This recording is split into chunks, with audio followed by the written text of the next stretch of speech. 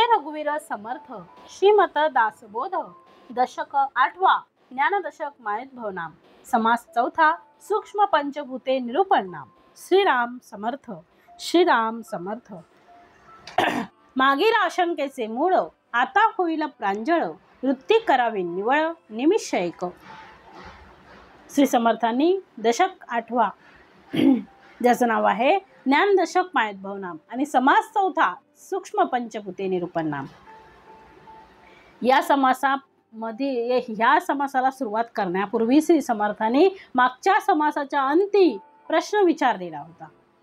मागील समासात जी शंका श्रोत्यांनी विचारलेली होती ती समर्थ म्हणतात होती काय होती तर येथे उठिली आशंका परिते जैसे तैसे असे पंचमुते झाली, म्हणजे ती आता समूळ नष्ट होईल। श्री समर्थांनी शंका जी श्रोत्यांनी विचारली होती ती आता समूळ नष्ट होईल अशा प्रकारे स्पष्टीकरण केलं जाईल, तरी श्रोत्यांनी क्षणभर वृत्ती निर्मळ करून ऐकावं असं श्री समर्थ आता सांगतात आहे। म्हणून समर्थांनी म्हटले मागील आशंकेचे मूळ आता होईल प्रांजळ, आता ते प्रांजळ होणार आहे। वृत्ती करावी निवळ निमिष एक।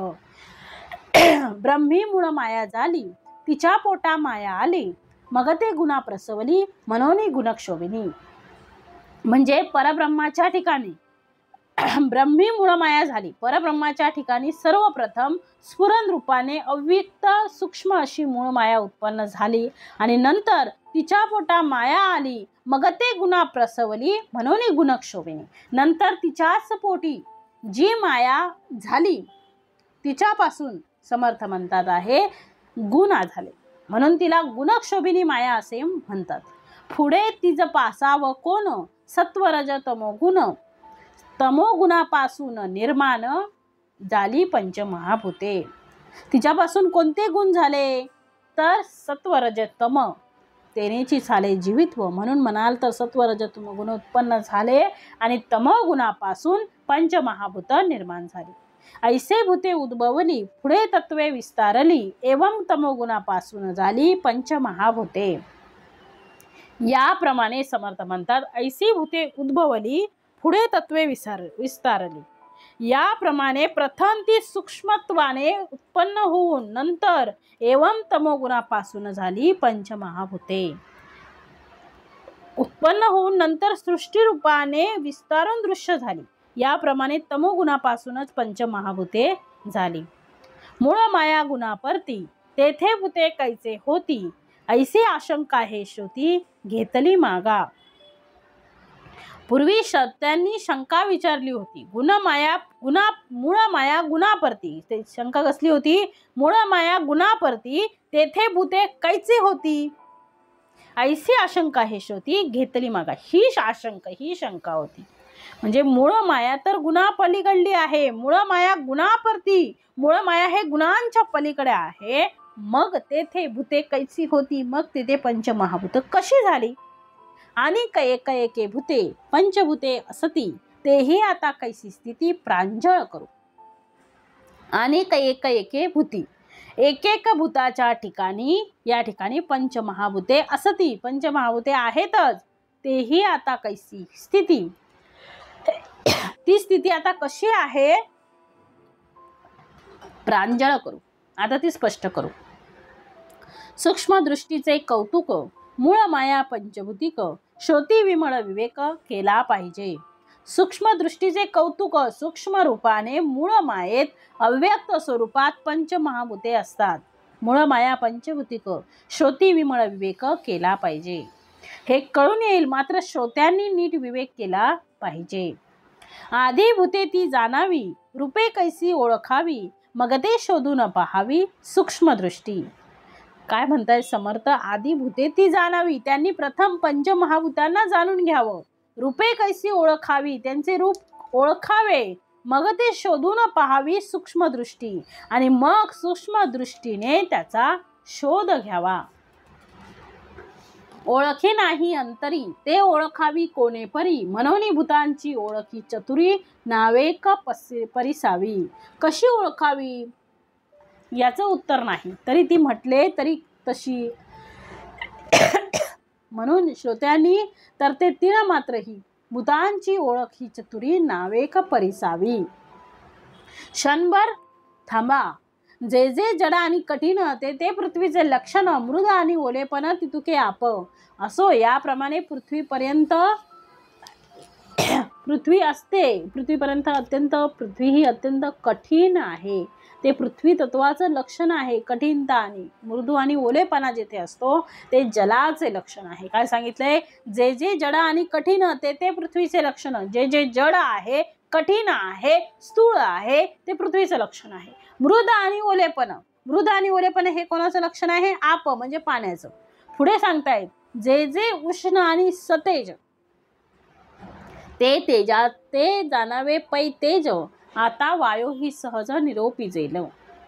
जे जे उष्ण आणि सतेज, काय सांगितलंय? जे जे उष्ण आहे, सतेज असते ते कोणाचं लक्षण? ते ते जाणावे पै तेज म्हणजे तेजाचं लक्षण आहे. आता वायू ही सहज निरोपी जेल. आता स्वाभाविकच वायूचे लक्षण सांगितले जाईल. चैतन्य आणि चंचळ तो हा वायूची केवळ शून्य अवकाश निश्चळ आकाश जाणावे. चंचल आणि चैतन्य, चैतन्य आणि चंचलत्व हे वायूचं लक्षण आहे.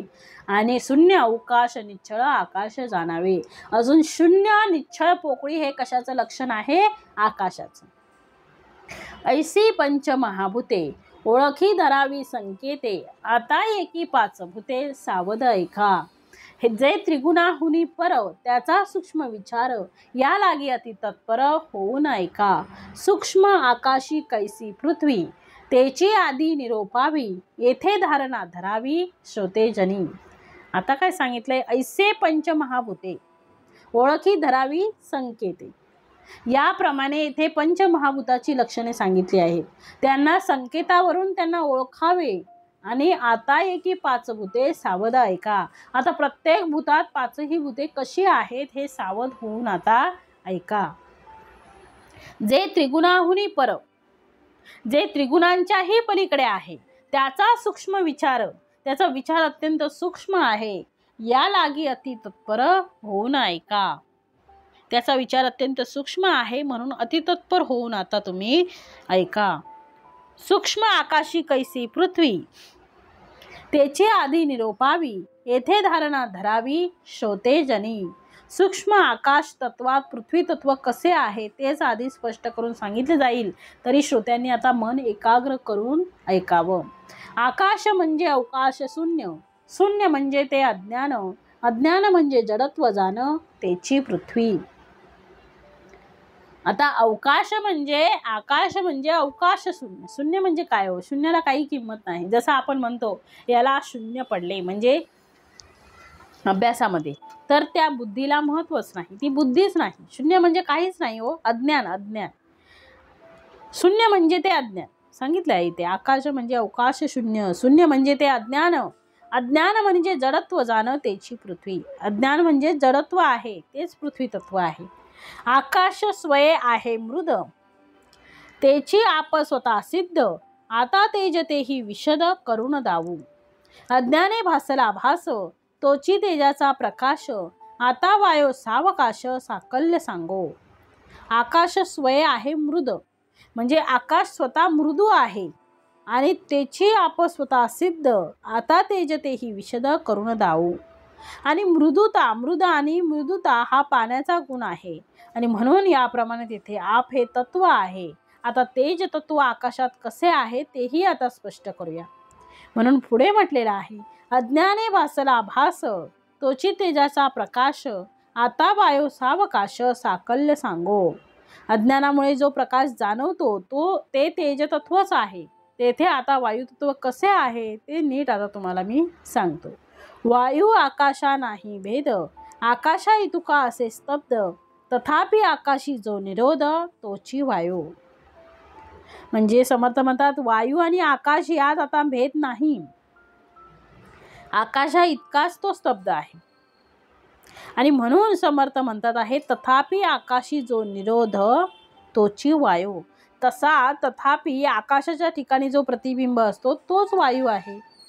आकाशी आकाश मिसळले हे तो न लगे की बिंबोलिले. येणे प्रकारे निरोपिले आकाश पंचभूत. आकाशी आकाश मिसळले म्हणजे आकाशात आकाश तत्व मिसळलेलेच आहे. हे तो न लगे की बोलिले, हे काही सांगण्याची आवश्यकता नाही. येणे प्रकारे निरोपिले आकाश पंचभूते. या प्रकारे आकाश या महाभूतात सर्व पंचमहाभूत कशी आहेत हे स्पष्ट करून सांगितलेलं आहे. वायोमध्ये पंचभूते तेही ऐका एकचित्ते, बोली जेती ते समजते येथान्वये. वायूमध्ये पंचभूते, आता वायूमध्ये पंचमहाभूत कशी आहेत तेही ऐकावं. तेही ऐका एकचित्ते, तेही आता एकचित्ताने ऐका. बोली जेती ते समजते यथान्वये, म्हणजे यथान्वये ती अनुक्रमाने सांगितलेली जातात. ती आता तुम्ही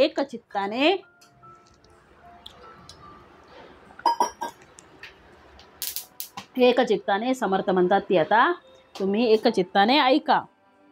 वायूमध्ये पंचभूते तेही ऐका एकचित्ते, बोलू जेती ते समजते यथान्वये.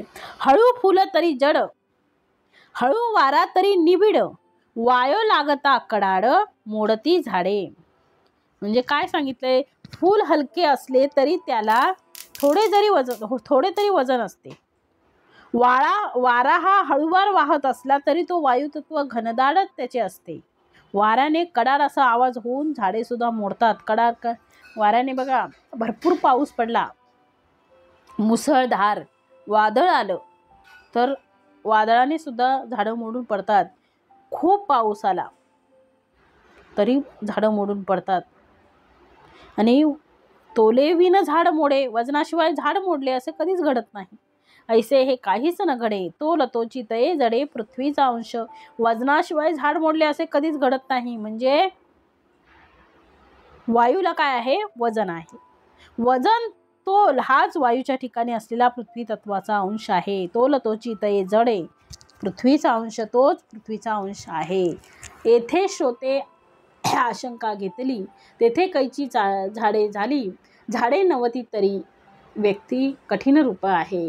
येथे श्रोतांनी शंका घेतली की येथे सूक्ष्म पंचमहाभूतांचं वर्णन चालले असता तेथे झाडं कुठून आली. ती तर दृश्यसृष्टी व्यक्त झाल्यावर उत्पन्न झाली आहे ना. यावर वक्ता झाडे नव्हती तरी वायूच्या ठिकाणी शक्ती तर होतीच ना. काय म्हटलंय, वन्नी स्फुल्लिंग नव्हती तेथे सूक्ष्मी जडपण, म्हणजे वायूची शक्ती हेच त्यातील कठीणपण आहे. झाडे नव्हती तरी वायूच्या ठिकाणी शक्ती तर होतीच आणि कठीणपण आहे पृथ्वी तत्वाचं लक्षण आहे. म्हणजे तेथे पृथ्वीचा अंश आहे. मृदपण तेची आप, भास तेजाचे स्वरूप, वायो तेथे चंचल रूप सहजची आहे. म्हणजे मृद त्याची आप, भास तेजाचे स्वरूप, वायो तेथे चंचल रूप सहजची आहे. समर्थ म्हणतात, अग्नीची अगदी लहान ठिणगी म्हणजे स्फुल्लिंग, अग्नीची वन्य स्फुल्लिंग अगदी लहान ठिणगी असली तरी तेथे किंचित का होईना उष्णता असते. तसे सूक्ष्म वायूमध्ये सूक्ष्म रूपाने जडपणा हा असतोच. मृदपणतेची आप, भास तेजाचे स्वरूप, वायू तेथे चंचल रूप सहजची आहे. म्हणजे वायूमध्ये जो हळूवारपणा असतो ते आपतत्व आहे आणि त्यातील प्रकाश, वायू तेथे चंचल रूप सहजची आहे. भास तेजाचे स्वरूप आणि त्यातील प्रकाश हा तेजाचा गुण आहे.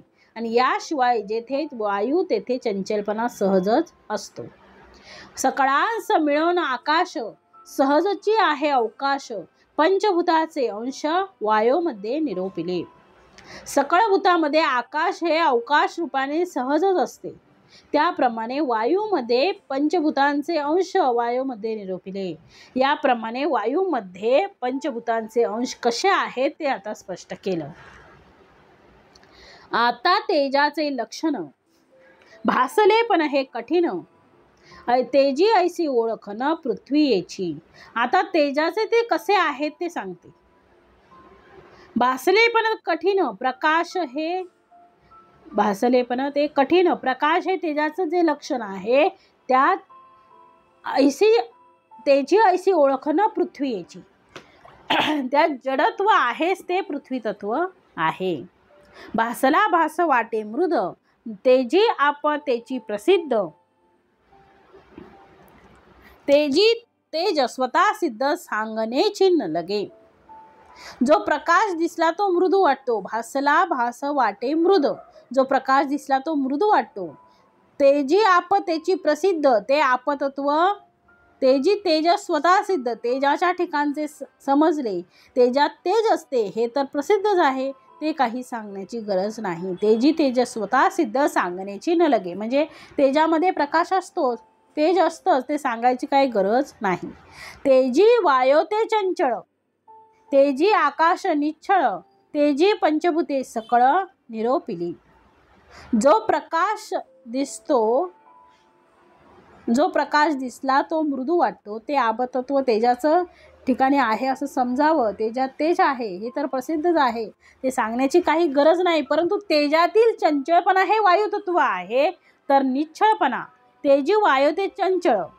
तेजातील चंचळपणा हे वायुतत्व आहे, तेजी आकाश निश्चळ, तर निश्चळपणा हे आकाश तत्व आहे.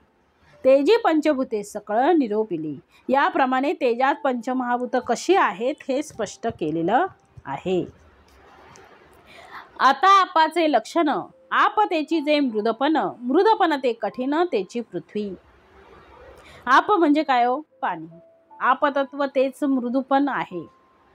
आपतत्वामध्ये मृदूपण आहे. हलके पाणी आणि जड पाणी असे आपण म्हणतो, आणि जड पाण्यातील जडत्व हे पृथ्वी तत्व आहे. आणि आपतत्व सहजच असते. तेज हे मृदूपणाने भासते, वायू हा मृदूपणाच्या अंगी स्तब्धपणे दिसतो, आणि आकाश तत्व त्याच्या व्यापक स्वभावामुळे मुद्दाम वर्णन करून सांगण्याची आवश्यकता नाही. याप्रमाणे आपाच्या ठिकाणी पंचमहाभूत कशी आहेत हे स्पष्ट करून सांगितलेलं आहे समर्थांनी. आपी आप सहजची असे, ते सहजच असतं. तेज मृदूपण भासे, तेजामध्ये मृदूपण भासतं. वायू स्तब्धपणे दिसे मृदुत्वा अंगी. आकाश न लगे सांगावे, त्यामुळे आकाश काही सांगण्याची गरज लागत नाही. ते व्यापकची स्वभाव आहे, ते व्यापकच आहे. आपी पंचभूताची नावे सूक्ष्म निरोपिली. म्हणून पंचमहाभूतांची नावं कशी आहेत ते आता स्पष्ट करून सांगितलं. म्हणून समर्थ पुढे म्हणतात, आता पृथ्वीचे लक्षण. कठीण पृथ्वी आपण, कठीणत्वी मृदपण तेची आप. आता पृथ्वी तत्वात ती कशी आहे ते पाहूया. कठीणपणा, कठीण पृथ्वी आपण, कठीणत्वी मृदुपण त्याची भासे, तेची आप. कठीणत्वाचा जो भास तोची तेजाचा प्रकाश, कठीणत्वी निरोधाश तोची वायू. आता पृथ्वी तत्वात ती कशी आहे ते पाहू. कठीणपणा तर हा पृथ्वी तत्वाचाच गुण आहे. त्यात कठीणपणात मृदूत आहे, आपतत्व आहे. कठीणपणाचा जो भास आहे तो तेजाचा प्रकाश म्हणून गुण आहे, आणि कठीणपणाच्या ठिकाणी जो प्रतिबंध आहे तो वायू आहे. आकाश सकळांस व्यापक, हा तो प्रगटची केवळ. आकाशीच काही एक भास भासे. आकाश तत्व तर सगळ्यात व्यापून आहे, हा विचार तर प्रगटच आहे. आकाशाच्या ठिकाणी कुठलाही भास भासत असतो. आकाश तोडिता तुटेना, आकाश फोडिता फुटेना, आकाश परते होईना तिळ मात्र. ते तोडता येत नाही, तोडता तुटत नाही, फोडता फुटत नाही, आणि आकाश परते होईना तिळ मात्र. ते काही तिळ मात्र त्याच्यात काही बदल होत नाही.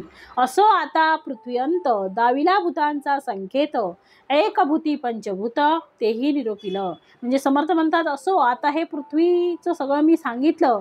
पृथ्वी तत्वामध्ये दाविला भूतांचा संकेत, पंचमहाभूत कशी आहे सूक्ष्म रूपाने, ते मी सगळं सांगितलं. एकभूती पंचमहाभूते, एकभूती पंचभूत म्हणजे एकाच भूतामध्ये पाचही भूत कशी आहेत तेही मी आता सांगितलेलं आहे, निरूपण केलेलं आहे. परी हे आहाच पाहता नातुडे, बळेची पोटी संदेह पडे, भ्रांती रूपे अहंता चढे अकस्मात. पण वर पाहिले असता हे कळत नाही, आणि त्यामुळे बरेच मनात संशय उत्पन्न होतात हो. आणि समर्थ म्हणतात, आणि त्यामुळे भ्रांती उत्पन्न होऊन, समर्थ भ्रांती रूपे अहंता चढे अकस्मात. भ्रांती उत्पन्न होऊन मनात संशय उत्पन्न होतो, भ्रांती उत्पन्न होऊन अहंकार एकाएकी वाढतो. सूक्ष्म दृष्टीने पाहता वायूची वाटे तत्वता, सूक्ष्म वायू शोधू जाता पंचभूते दिसती. म्हणजे सूक्ष्म दृष्टीने विचार केला की सर्व सूक्ष्म वायूचा खेळ आहे असे वाटते, पण सूक्ष्म वायूचा शोध घेऊ लागले की पंचमहाभूत दिसून येतात. एवं पंचभूतिक पवन तेची मूळ माया जाण, माया आणि सूक्ष्म त्रिगुण तेही पंचभूतिक.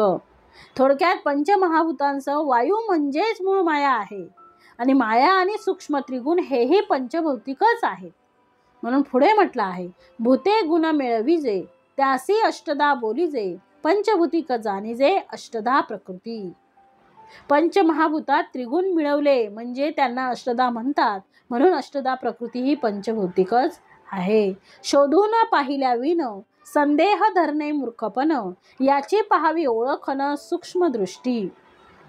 कुठल्याही गोष्टीचा शोध न घेता संदेह धरणे हा मूर्खपणा आहे. सूक्ष्म दृष्टीने विचार करून सर्वांची माहिती करून घ्यावी पहिल्यांदा. म्हणून पुढे म्हटलंय, गुणापासून भूते पावली स्पष्ट दशते, झडत्वा येऊन समजते तत्वे झाली. मूळ मायेच्या ठिकाणी सूक्ष्म रूपात असलेली पंचमहाभूत त्रिगुणांमुळे स्पष्ट दशेला येतात आणि जडत्वास येऊन समस्त तत्वे प्रगट झाली.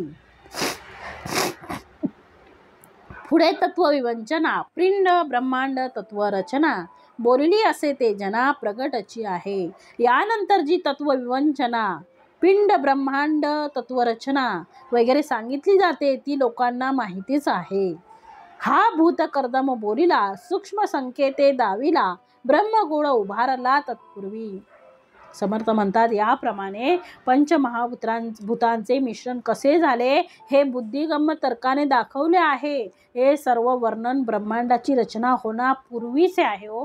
म्हणजे समर्थांचं वाचन, समर्थांचं लेखन किती हे आहे हो, किती उत्तमच आहे. होण्यापूर्वी, ब्रह्मांडाची रचना होण्यापूर्वीचं आहे. म्हणजे कसं काय एवढं वर्णन समर्थ, खरंच साक्षात समर्थ म्हणजे सद्गुरू आहे. सद्गुरू आहे. सद्गुरूंनी आपल्याला हे दिलेलं आहे. हे कुठेही आपल्याला शोधून सापडणार नाही. एवढं ब्रह्मज्ञान आपल्याला दिलेलं आहे. आणि पंचमहाभूतांचं मिश्रण कसं झालं हे बुद्धिकर्म तर्काने आधीच सांगितलेलं आहे. ज्यावेळी या ब्रह्मांडाची रचना सुद्धा झालेली नव्हती. ब्रह्मांडापूर्वीचं आहे हे सगळं. चालविता बोलविता धनी तो एकच आहे हो. तो विश्वाचा मालक आहे. विश्वाचा, विश्व ज्याने निर्माण केले त्यालाच माहिती असणार त्याची रचना. म्हणून या ब्रह्मांडा पहिलीकडील गोष्टी जै झाली नवती सृष्टी, मूळ माया सूक्ष्म दृष्टी ओळखावी. या सर्व गोष्टी ब्रह्मांडाच्या रचनेच्या पूर्वी जेव्हा दृश्य सृष्टी झाली नव्हती तेव्हाच्या आहे. म्हणून मूळ माया सूक्ष्म दृष्टी ओळखावी तेव्हाच्या आहेत. म्हणून सूक्ष्म दृष्टीने विचार करून मूळ मायेचं स्वरूप जाणून घ्या. म्हणून पुढे म्हटलंय समर्थांनी, सप्त कंचुक प्रचंड झाले नवते ब्रह्मांड, माये अविद्येचे भंड ऐलीकडे. समर्थ काय म्हणतायत, पंचमहाभूते, अहंकार आणि महत्त्व ही ब्रह्मांडाची आवरणे आहेत असे आपण मानतो. या सप्त आवरणांसह असलेल्या प्रचंड ब्रह्मांडाची रचना तसेच माया व अविद्या माया यांचे कार्य या सर्व गोष्टी अलीकडीलच आहेत. ब्रह्मा विष्णू महेश्वर हा ऐलीकडील विचार, पृथ्वी मेरू सप्त सागर ऐलीकडे. ब्रह्मा विष्णू महेश तसेच पृथ्वी मेरू पर्वत सप्तसागर यांची रचना वगैरे ही सगळी अलीकडच्याच गोष्टी आहेत. नाना लोक नाना स्थाने, चंद्र सूर्य तारांगणे, सप्तद्वीपे 14 भुवने ऐलीकडे. अनेक लोक, अनेक स्थान, चंद्र सूर्य तारांगणे, 7 द्वीप, 14 भुवने या सर्वांची उत्पत्ती ही अलीकडची आहे. शेष कुर्म सप्त पाताळ, 21 स्वर्गे अष्ट दिक्पाळ, 33 कोटी देव सकळ ऐलीकडे. शेष कुर्म सप्त पाताळ, 21 स्वर्ग, अष्ट दिक्पाळ, 33 कोटी देव हे सगळं अलीकडचं आहे. 12 आदित्य 11 रुद्र, 12 आदित्य आहेत, 11 रुद्र आहेत, 9 नाग, सप्त ऋषेश्वर, नाना देवांचे अवतार ऐलीकडे. 12 आदित्य 11 रुद्र आहेत, 9 नाग, सप्त ऋषेश्वर, सप्तर्षी, नाना देवांचे अवतार या सर्व गोष्टी या अलीकडच्या आहेत. मेघ, मनु, चक्रवर्ती, नाना जीवाची उत्पत्ती, आता असो सांगो किती विस्तार हा. काय म्हणाले समर्थ, मेघ, मनु, चक्रवर्ती राजे व इतर नाना जीवांची उत्पत्ती असा हा विस्तार किती म्हणून मी सांगू आता. म्हणून आता हे सांगणे पुरे करतो. सकळ विस्ताराचे मूळ ते मूळ मायाचं केवळ, मागा निरोपिली सकळ पंचभूतिक. सूक्ष्म भूते जे बोलिली तेची पुढे जडत्व आली, ते सकळही बोलिली पुढिले समासी. सकळ विस्तारांचे मूळ. आता या सर्व विस्ताराचे मूळ केवळ काय आहे, ते मूळ मायाचं केवळ मूळ मायाच आहे. मागा निरूपिली सकळ पंचभूतिक. ती मूळ माया पंचभूतिक कशी आहे हे सविस्तर मागे आपण सांगितलेलं आहे. सूक्ष्म भूते जे बोलिली, प्रथम ज्या सूक्ष्म पंचभूतांचे वर्णन केलं आहे त्याची पुढे जडत्व आली, तीच पुढे जडत्वास कशी आली ते सकळही बोलिली पुढिले समासी. ते सर्व वर्णन पुढच्या समासामध्ये सांगितलेलं आहे. त्यासाठी आपल्याला पुढचा समास श्रवण करावा लागेल, तरच आपल्याला याचं उत्तर सापडेल. म्हणून पुढचा समास आपण आठवणीने श्रवण करावा. पंचभूते पृथक्काकारे पुढे निरूपिली विस्तारे, ओळखी कारणे अत्यादरे, श्रोती श्रवण करावी. समर्थ म्हणतात पंचभूते पृथक्काकारे. पंचमहाभूतापैकी प्रत्येकाचे स्वतंत्र सविस्तर वर्णन पुढे केलेलं आहे. त्याची ओळख पटावी, ओळखी कारणे अत्यादरे, श्रोते श्रवण करावी. त्याची ओळख पटावी म्हणून श्रोत्यांनी अत्यंत आदराने ते श्रवण करावे. पंचभूतिक ब्रह्मगोळ जेणे कळे हा प्रांजळ, दृश्य सांडून केवळ वस्तूच पाविजे. महाद्वार ओलांडावे मग दर्शन घ्यावे, तैसे दृश्य हे सांडावे जाणून या. म्हणून दृश्याच्या पोटी आहे पंचभूतांची दाटी, एकपणे पडिली मिठी दृश्य पंचभूता. आता समर्थ म्हणतात पंचभूतिक ब्रह्मगोळ जेणे कळे हा प्रांजळ, म्हणजे हा ब्रह्मांड गोळ पंचभौतिक कसा आहे, दृश्य सांडून केवळ वस्तूच पाहिजे हे स्पष्टपणे कळले म्हणजे दृश्य सृष्टीची आसक्ती सुटून आत्मवस्तूची आपल्याला प्राप्ती होईल. महाद्वार ओलांडावे मग देवदर्शन घ्यावे, तैसे दृश्य हे सांडावे जाणून या. आता महाद्वार ओलांडावे, पहिलं काय आहे, महाद्वार ओलांडावं लागेल. म्हणजे पहिली ही माया ओलांडावी लागेल, मायेला विसरावं लागेल, तरच आपल्याला देवदर्शन होणार आहे. जर मायेलाच धरून राहिलो, भले माया धरूनच आपल्याला सगुण पूजा करायची, सगुण उपासना करायची आहे, परंतु सगुणाला धरून निर्गुणाची उपासना करायची, परंतु मायेला पकडूनच आपल्याला देवाचं दर्शन घेता येईल. परंतु महाद्वार ओलांडावे, ह्या मायेच्या पलीकडे आपल्याला जाऊन देवदर्शन घ्यायचं आहे. मायेला विसरून आपल्याला देवदर्शन करायचं आहे. भले मायाच माध्यम आहे देवाचं दर्शन करण्याची, परंतु त्या मायेला ओलांडून महाद्वारावर ओलांडावे. हे महाद्वार आहे, हे पहिलं ओलांडावं लागेल, तर काय होईल नंतर पुढे देवदर्शन घ्यावे. त्याप्रमाणे तैसे दृश्य हे सांडावे जाणून या. म्हणून त्याप्रमाणे या दृश्य सृष्टीचे रूप जाणून घेऊन तिचा त्याग करावा. म्हणून दृश्याचा पोटी आहे पंचभूतांची दाटी, येणे एकपणे पडिली मिठी दृश्य पंचभूता. एवं पंचभूतांचे दृश्य सृष्टी रचली सावकाश, श्रोती करून अवकाश श्रवण करावे. म्हणून दृश्याच्या पोटी, या दृश्य सृष्टीच्या पोटी आहे पंचभूतांची दाटी, पंचमहाभूतांची गर्दी झालेली आहे. कोणती पंचमहाभूत? आप, तेज, वायू, पृथ्वी, आकाश, ही 5 जी पंचमहाभूत आहे, जी दृश्याच्या पोटी, दृश्य सृष्टीच्या पोटी पंचमहाभूतांचीच गर्दी झालेली आहे.